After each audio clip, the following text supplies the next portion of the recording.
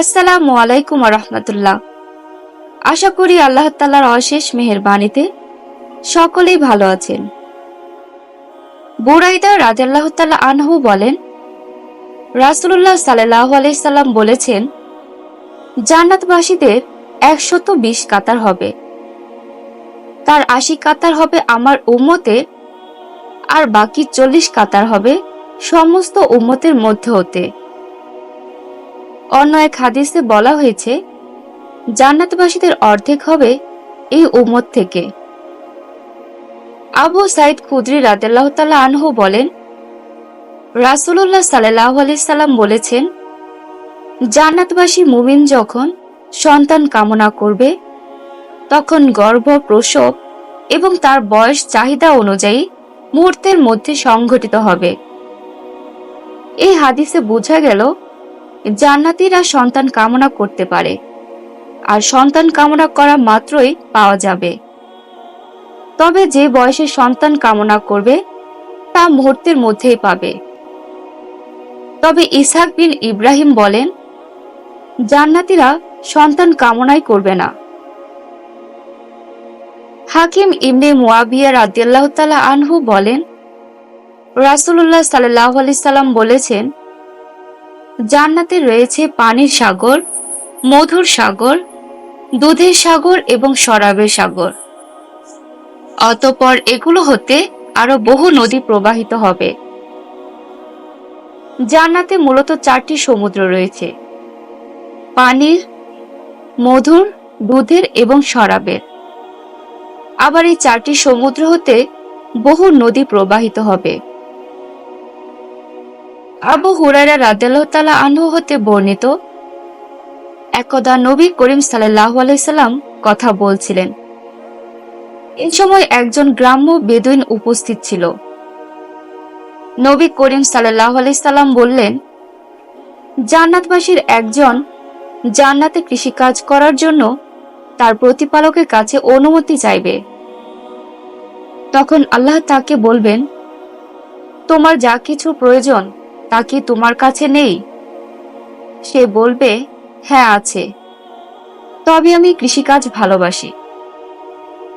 অতঃপর সে বীজ বপন করবে এবং মুহূর্তের মধ্যে তা অঙ্কুরিত হবে, ফসল পাকবে এবং ফসল কাটা হবে।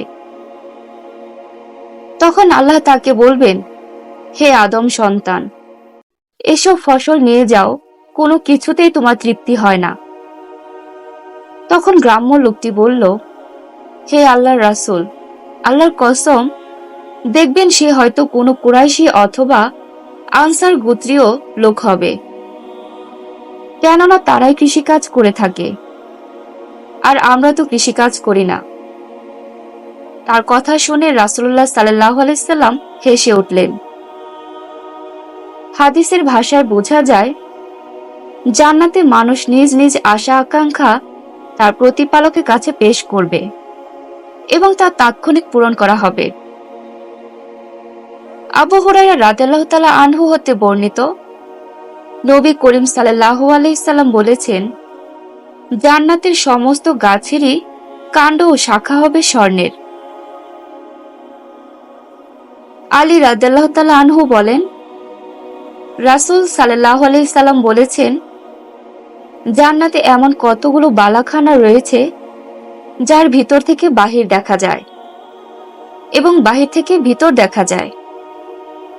একজন গ্রাম্য বেদুইন রাসূলুল্লাহ সাল্লাল্লাহু আলাইহি সাল্লামের নিকট গিয়ে বলল, হে আল্লাহর রাসূল সাল্লাল্লাহু আলাইহি সাল্লাম, এমন জান্নাত কোন ব্যক্তির জন্য? নবী করিম সাল্লাল্লাহু আলাইহি সাল্লাম বললেন, যারা মানুষের সাথে নরমভাবে কথা বলে, ক্ষুধার্ত মানুষকে খাদ্য খাওয়ায়, নিয়মিত সিয়াম পালন করে এবং রাতে যখন মানুষ ঘুমিয়ে থাকে তখন তাহাজ্জুদ পড়ে। জান্নাতের সবচেয়ে উঁচু মানের বালাখানাগুলি এত স্বচ্ছ পদার্থ দ্বারা তৈরি যে তার ভিতর থেকে বাহির এবং বাহির থেকে ভিতর দেখা যাবে। আর এর জন্য 4টি কাজ করা খুবই জরুরি। মানুষের সাথে নরমভাবে কথা বলতে হবে, ক্ষুধার্ত অসহায় মানুষকে খাওয়াতে হবে, নিয়মিত নফল সিয়াম পালনে অভ্যাসী হতে হবে এবং রাতে তাহাজ্জুদ পড়তে হবে।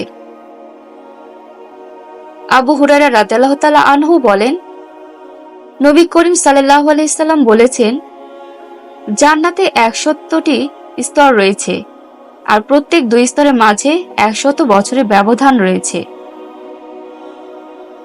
আবু সাইদ খুদরি রাদিয়াল্লাহু তাআলা আনহু বলেন, রাসূলুল্লাহ সাল্লাল্লাহু আলাইহি সাল্লাম বলেছেন, কিয়ামতের দিন সর্বপ্রথম যে দলটি জান্নাতে প্রবেশ করবে তাদের চেহারা জ্যোতি হবে পূর্ণিমার চাঁদের মতো, আর দ্বিতীয় দলটির চেহারা হবে আকাশের সর্বাধিক উজ্জ্বল নক্ষত্রের মতো ঝকঝকে। সেখানে প্রত্যেকের জন্য 2 জন করে বিশেষ মর্যাদা সম্পূর্ণ অতীব সুন্দরী স্ত্রী থাকবে। তাদের প্রত্যেক স্ত্রীর পরিধানে 70 জোড়া কাপড় থাকবে। তাদের শরীর এত স্বচ্ছ এবং কাপড় এত চিকন হবে যে এত কাপড়ের উপর দিয়েও পায়ের নলার মজ্জা দেখা যাবে। এরা জান্নাতের বিশেষ নারী। এদের চেহারা হবে ঝকঝকে মুক্তার মতো, চোখ হবে বড় বড় ডাগর ডাগর হরিণ নয়না, দেখে মনে হবে চোখে সুরমা দেওয়া আছে। মাথার চুল হবে লম্বা পরিমাণে বেশি কুচকুচে কালো। আবু হুরায়রা রাদিয়াল্লাহু তাআলা আনহু বলেন, রাসূল সাল্লাল্লাহু আলাইহি সাল্লাম বলেছেন, জান্নাতবাসী গোঁফ ও দাড়িবিহীন হবে, তাদের চক্ষু সুরমায়িত হবে, তাদের যৌবন কোনোদিন শেষ হবে না, তাদের কাপড় কোনোদিন পুরাতন বা ময়লা হবে না। মুআয ইবনে জাবাল রাদিয়াল্লাহু তাআলা আনহু বলেন, রাসূল সাল্লাল্লাহু আলাইহি সাল্লাম বলেছেন, জান্নাতবাসীগণ যখন জান্নাতে প্রবেশ করবেন তখন তাদের বয়স হবে 30 বা 33 বছর। তারা কেশবিহীন ও দাড়িবিহীন হবেন, তাদের চক্ষু সুরমায়িত হবে। আবু হুরায়রা রাদিয়াল্লাহু তাআলা আনহু বলেন, রাসূল সাল্লাল্লাহু আলাইহি সাল্লাম বলেছেন, ইব্রাহিম আলাইহিস সালাম ও তার স্ত্রী সারা আলাইহিস সালাম মুসলমানদের শিশুদেরকে জান্নাতের কোনো পাহাড়ের পাশে লালন পালন করছেন। কিয়ামতের দিন শিশুদেরকে তাদের পিতার নিকট সমর্পণ করার পূর্ব পর্যন্ত তারা তাদের লালন পালন করবেন। সকল শিশু এখন জান্নাতে প্রতিপালিত হচ্ছে। তাদের প্রতিপালনের দায়িত্বে রয়েছেন ইব্রাহিম আলাইহিস সালাম ও তার স্ত্রী সারা আলাইহিস সালাম। জান্নাতে আনন্দ ভোগ করার জন্য মানুষের চাহিদা অনুযায়ী পাহাড় রয়েছে। আবু মালিক রাদিয়াল্লাহু তাআলা আনহু বলেন, রাসূল সাল্লাল্লাহু আলাইহি সাল্লামকে মুশরিকদের শিশু সম্পর্কে জিজ্ঞেস করা হয়েছিল। তিনি বলেছিলেন, তারা জান্নাতীদের সেবায় নিয়োজিত থাকবে। আবু আয়ুব আনসারী রাদিয়াল্লাহু তাআলা আনহু বলেন, একজন গ্রাম্য বেদুইন রাসূল সাল্লাল্লাহু আলাইহি সাল্লামের কাছে এসে বলল, হে আল্লাহর রাসূল সাল্লাল্লাহু আলাইহি সাল্লাম, আমি ঘোড়া ভালোবাসি, জান্নাতে ঘোড়া পাওয়া যাবে কি? নবী করিম সাল্লাল্লাহু আলাইহি সাল্লাম বললেন, তোমাকে যদি জান্নাতে প্রবেশ করানো হয় তাহলে তোমাকে মুক্তা দ্বারা তৈরি একটি ঘোড়া দেওয়া হবে, যার 2টি পাখা থাকবে। তোমাকে তার উপর সওয়ার করানো হবে, তোমার ইচ্ছা মতো তোমাকে উড়ে নিয়ে যাবে। আনাস রাদিয়াল্লাহু তাআলা আনহু বলেন, রাসূল সাল্লাল্লাহু আলাইহি সাল্লাম বলেছেন, জান্নাতে হুরগণ গান গাইবে এবং তারা বলবে, আমরা অতীব সুন্দরী নারী, আমরা আমাদের সম্মানিত স্বামীদের জন্য উপহার। আলী রাদিয়াল্লাহু তাআলা আনহু বলেন, রাসূল সাল্লাল্লাহু আলাইহি সাল্লাম বলেছেন, জান্নাতের হুরগণ এক জায়গায় সমবেত হয়ে উঁচু কণ্ঠে এমন সুন্দর লহরীতে গান বলবে, সৃষ্টি জীব সেই ধরনের লহরী কখনো শুনেনি। তারা বলবে, আমরা চিরদিন থাকব, কখনো ধ্বংস হব না, আমরা সর্বদা সুখ স্বাচ্ছন্দ্যে বসবাস করব, কখনো দুঃখ দুশ্চিন্তায় পতিত হব না। অতএব চিরধন্য সে, যার জন্য আমরা এবং আমাদের জন্য যিনি। আবু হুরায়রা রাদিয়াল্লাহু তাআলা আনহু বলেন, রাসূল সাল্লাল্লাহু আলাইহি সাল্লাম বলেছেন, নিশ্চয়ই জান্নাতে এমন বড় গাছ রয়েছে, কোনো ব্যক্তি দ্রুতগামী ঘোড়ায় আরোহণ হয়ে 100 বছর চললেও তার ছায়া শেষ হবে না। আবু হুরায়রা রাদিয়াল্লাহু তাআলা আনহু বলেন, নবী করিম সাল্লাল্লাহু আলাইহি সাল্লাম বলেছেন, 3 শ্রেণীর মানুষের চক্ষু কিয়ামতের দিন জাহান্নাম দেখবে না। 1, এমন চক্ষু যে আল্লাহর ভয়ে কাঁদে। 2, এমন চক্ষু যে আল্লাহর রাস্তায় জেগে থাকে। এবং এমন চক্ষু যে বেগানা মহিলাকে দেখে নিচু হয়ে যায়।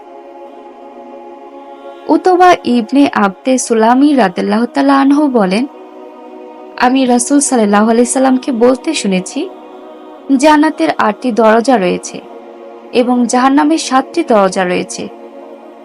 উল্লেখ্য যে জান্নাত 8টি নয়, বরং জান্নাত একটি এবং তার দরজা 8টি। অনুরূপভাবে জাহান্নামও একটি, কিন্তু তার দরজা 7টি। আবু উমামা রাদিয়াল্লাহু তাআলা আনহু বলেন, আমি রাসূল সাল্লাল্লাহু আলাইহি সাল্লামকে বলতে শুনেছি, আমার প্রতিপালক আমার সাথে এই ওয়াদা করেছেন যে তিনি আমার উম্মতের মধ্য হতে 70,000 ব্যক্তিকে বিনা হিসাবে জান্নাতে প্রবেশ করাবেন। তাদের কোনো হিসাব হবে না, তাদের কোনো শাস্তিও দেয়া হবে না। আবার উক্ত প্রত্যেক হাজারের সাথে 70,000 ব্যক্তিকে জান্নাতে প্রবেশ করানো হবে। তারপর আমার প্রতিপালকের 3 অঞ্জলি সমপরিমাণ মানুষকেও জান্নাতে প্রবেশ করানো হবে। এই হাদিস দ্বারা প্রতীয়মান হয় যে আল্লাহ বহু মানুষকে জান্নাতে প্রবেশ করাবেন। আল্লাহর অঞ্জলিতে কত মানুষ জান্নাতে যাবে এই কথা মানুষ জানে না। আবু উমামা রাদিয়াল্লাহু তাআলা আনহু বলেন, রাসূল সাল্লাল্লাহু আলাইহি সাল্লাম বলেছেন, এক ব্যক্তি জান্নাতে প্রবেশ করে দেখল জান্নাতের দরজায় লেখা আছে দানের নেকি 10 গুণ বাড়ে আর কর্জ প্রদানের নেকি 18 গুণ বাড়ে। এই হাদিস দ্বারা বোঝা যায় দান ও কর্জ উভয়ের প্রতিদান জান্নাত। তবে দান করার চেয়ে কর্জ দিলে নেকি বেশি হয়। আনাস রাদিয়াল্লাহু তাআলা আনহু বলেন, রাসূল সাল্লাল্লাহু আলাইহি সাল্লাম বলেছেন, আমি জান্নাতে প্রবেশ করে পরিদর্শন করছিলাম। হঠাৎ দেখলাম উচ্চমানের স্বর্ণের একটি প্রাসাদ। আমি বললাম, এটা কার? তারা বলল, এক কুরাইশী যুবককে। আমি মনে করলাম নিশ্চিত আমিই সেই যুবক হব। আমি পুনরায় বললাম, সে কে? তারা বলল, তিনি হচ্ছেন উমর বিন খাত্তাব রাদিয়াল্লাহু তাআলা আনহু। নবী করিম সাল্লাল্লাহু আলাইহি সাল্লাম উমর বিন খাত্তাবকে লক্ষ্য করে বললেন, উমর, তোমার আত্মমর্যাদা আমার জানা না থাকলে অবশ্যই আমি তোমার ঘরে প্রবেশ করতাম। তখন উমর রাদিয়াল্লাহু তাআলা আনহু বললেন, হে আল্লাহর রাসূল সাল্লাল্লাহু আলাইহি সাল্লাম, আপনার জন্য কি কারো ব্যাপারে আত্মমর্যাদার বিবেচনা করা মানায়? ওমর রাদিয়াল্লাহু তাআলা আনহু এর জন্য খুব উন্নত স্বর্ণের বালাখানা প্রস্তুত হয়ে আছে। আর রাসূল সাল্লাল্লাহু আলাইহি সাল্লাম ওমর রাদিয়াল্লাহু তাআলা আনহু এর আত্মমর্যাদা এত বেশি মনে করেন যে তার ঘরে ঢুকতে তিনি ইতস্তত বোধ করেন। মিকদাম ইবনে মাদি কারাব রাদিয়াল্লাহু তাআলা আনহু বলেন, রাসূল সাল্লাল্লাহু আলাইহি সাল্লাম বলেছেন, শহীদদের জন্য আল্লাহর নিকট কয়েকটি বিশেষ অধিকার রয়েছে। 1, তার শরীর থেকে প্রথম রক্তের ফোঁটা ঝরতেই তাকে ক্ষমা করা হয়। 2, তাকে ওই সময় তার জান্নাতের স্থান দেখানো হয়। 3, তাকে ঈমানের গয়না পরানো হয়। 4, আখিরাতে হুরদের মধ্য হতে 72 জন নারীর সাথে তার বিবাহ দেওয়া হবে। 5, কবরের শাস্তি থেকে রক্ষা করা হবে। 6, জাহান্নামের শাস্তি থেকে নিরাপদ রাখা হবে। 7, কিয়ামতের মাঠে তাকে মর্যাদা টুপি পরানো হবে যা দুনিয়ার সবকিছুর চেয়ে উত্তম, এবং তার পরিবারের 70 জনের ব্যাপারে সুপারিশ গ্রহণ করা হবে। জান্নাতে সাধারণ মুমিন বান্দাগণের তুলনায় শহীদ জান্নাতীগণের বিশেষ মর্যাদা রয়েছে। জান্নাতে বিশেষ মর্যাদার অধিকারী স্ত্রী হবে 2 জন আর সাধারণ স্ত্রী হবে 70 জন। আবু উমামা বাহিলি রাদিয়াল্লাহু তাআলা আনহু বলেন, আমি রাসূল সাল্লাল্লাহু আলাইহি সাল্লামকে বলতে শুনেছি, তিনি বলছিলেন, আমার নিকট 2 জন ব্যক্তি আসলো। তারা 2 জন আমার 2 বাহুর মাঝামাঝি ধরে আমাকে এক ভয়াবহ কঠিন পাহাড়ের নিকট নিয়ে আসলো। তারা 2 জন বলল, আপনি এই পাহাড়ে উঠুন। আমি বললাম, আমি এই পাহাড়ে উঠতে সক্ষম নই। তারা 2 জন বলল, আমরা আপনাকে পাহাড়ে ওঠার কাজটি সহজ করে দিব। আমি উঠলাম, এমনকি পাহাড়ের উপরে চলে আসলাম। হঠাৎ আমি খুব কঠিন আওয়াজ শুনলাম। আমি বললাম, এটা কিসের শব্দ? তারা বলল, এটা হচ্ছে জাহান্নামীদের বিলাপ, আর্তনাদ ও কান্না। তারপর তারা আমাকে নিয়ে যেতে লাগলো। হঠাৎ আমি দেখি একদল লোককে পায়ের সাথে বেঁধে ঝুলন্ত অবস্থায় রাখা হয়েছে। তাদের চোয়াল ফেটে দীর্ণ বিদীর্ণ হয়ে আছে এবং চোয়াল হতে রক্ত ঝরছে। নবী করিম সাল্লাল্লাহু আলাইহি সাল্লাম বলেন, আমি বললাম, এরা কারা?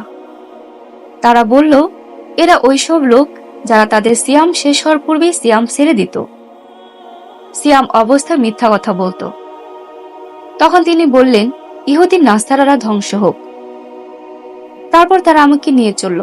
হঠাৎ দেখি কিছু লোক খুব ফুলে উঠে মোটা হয়ে আছে আর খুব দুর্গন্ধ ছড়িয়ে আছে। তাদের দৃশ্য খুব কাল বিদঘুটে।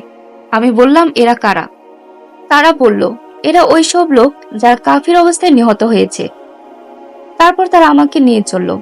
হঠাৎ দেখি কিছু লোক ফুলে মোটা হয়ে আছে, দুর্গন্ধ ছড়িয়ে আছে, এত দুর্গন্ধ যেন তারা শৌচাগার। আমি বললাম, এরা কারা? তারা দুজন বলল, এরা হচ্ছে ব্যভিচারী, ব্যভিচারিণী। তারপর তারা আমাকে নিয়ে চলল। দেখি কিছু মহিলা, প্রচুর সাপ তাদের স্তনগুলিতে বারবার ছোবল মারছে। আমি বললাম, এদের কি হয়েছে? এদের এই অবস্থা কেন? তারা বলল, এরা ওইসব মহিলা যারা বাচ্চাদের দুধ পান করাতো না। তারপর তারা আমাকে নিয়ে চলল। হঠাৎ দেখি বেশ কিছু ছেলে, তারা দুই নদীর মাঝে খেলা করছে। আমি বললাম, এই সমস্ত ছেলেকে? তারা বলল, এগুলো মুমিনদের শিশু। তারপর তারা আমাকে আরেকটি উঁচু পাহাড়ে নিয়ে গেল। হঠাৎ দেখি তিনজন মানুষ, তারা অতীব মিষ্টি পরিষ্কার শরাব পান করছে। আমি বললাম, এই লোকগুলিকে? তারা বলল, এই লোকগুলো হচ্ছে জাফর, জায়েদ ও ইবনে রাওহা। এই তিনজন লোক মুতার যুদ্ধে শহীদ হয়েছিলেন। তারপর তারা আমাকে অন্য একটি উঁচু পাহাড়ে নিয়ে গেল। দেখি তিনজন লোক। আমি বললাম, এই লোকগুলোকে? তারা বলল, এই লোকগুলো হচ্ছেন ইব্রাহিম, মূসা ও ঈসা আলাইহিস সালাম। তারা আপনার অপেক্ষায় রয়েছেন।